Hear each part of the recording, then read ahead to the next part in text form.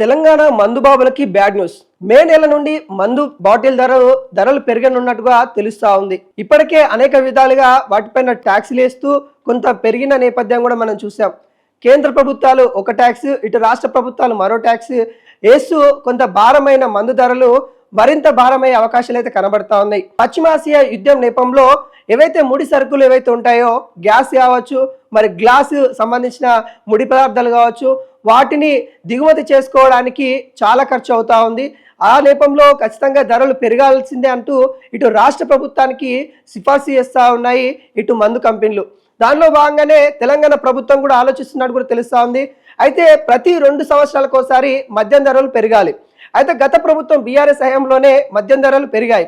అయితే కాంగ్రెస్ ప్రభుత్వం వచ్చిన తర్వాత కూడా పెరగాల్సిన అవకాశం ఉండే, కానీ ప్రజల నుండి వ్యతిరేకత వస్తుంది. ఇప్పుడే వచ్చి అప్పుడే ధరలు పెంచితే మరి ప్రజల నుండి కొంత వ్యతిరేకత వస్తుందంటూ ఇటు కాంగ్రెస్ పార్టీ ధరలు పెంచలేదు. కానీ ఇప్పుడు పెంచాల్సిన పరిస్థితి కాంగ్రెస్ పార్టీకి కూడా ఏర్పడింది. దాంట్లో భాగంగానే ముగ్గురు ఐఏఎస్ అధికారులతో కూడిన ఒక కమిటీని కూడా ఏర్పాటు చేశారు. ఆ కమిటీ యొక్క సిఫార్సు మేరకి అంటే ధరలు ఎంత పెంచాలి, ఏ బ్రాండ్ పైన ఎంత పెంచాలి, మరి ఏ ముడి సరుకు పైన ఎంతవరకు అధికంగా భారం పడుతూ ఉంది, మరి వాళ్ళకి ఏ విధంగా న్యాయం చేయాలి అనే విధంగా వాళ్ళు ఒక సమీక్ష చేసి ఆ నివేదిక ప్రభుత్వానికి ఇవ్వనున్నారు. ఆ తర్వాత ప్రభుత్వం కూడా ఏ బ్రాండ్ మీద ఎంత పెంచాలి అంటూ ఇటు అధికారులతో మాట్లాడిన తర్వాత ఆ బ్రాండ్ల పైన పెంచే అవకాశాలు అయితే కనబడుతూ ఉన్నాయి. ఇప్పుడున్న ధరలకి దాదాపుగా 10 నుండి 15 రూపాయల వరకు పెరిగే అవకాశాలు అయితే కనబడుతుంది ఒక్క బాటిల్ పైన.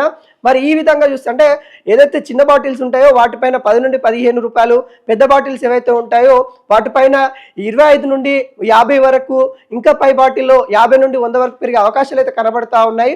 మరి ఈ పరిస్థితులలో తెలంగాణ మందు బాబులు ఎవరైతే ఉంటారో వాళ్ళకి బ్యాడ్ న్యూస్ అని కూడా చెప్పుకోవచ్చు. ఎందుకంటే అత్యధికంగా భారతదేశంలో అత్యధికంగా మందు బాబులు ఎక్కడన్నా ఉన్నారా అంటే తెలంగాణ రాష్ట్రం అని చెప్పుకోవచ్చు.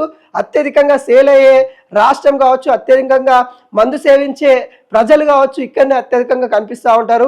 వాళ్ళందరిపైన కూడా భారం వేసే ఆలోచనలో ఇటు ప్రభుత్వం ఉంది. అయితే ప్రభుత్వం వేయొద్దనే ఆలోచనలో ఉన్నప్పటికీ కూడా అటు పైనుండి ఒత్తిడి వస్తూ ఉంది. మేము మందు సరఫరా చేయలేము అనే విధంగా అటు పైనుండి ఒత్తిడి వస్తుంది. కాబట్టి వాళ్ళకు కూడా న్యాయం చేయాలి. కాబట్టి ఒక కమిటీ అయితే ఏర్పాటు చేయడం అయితే జరిగింది.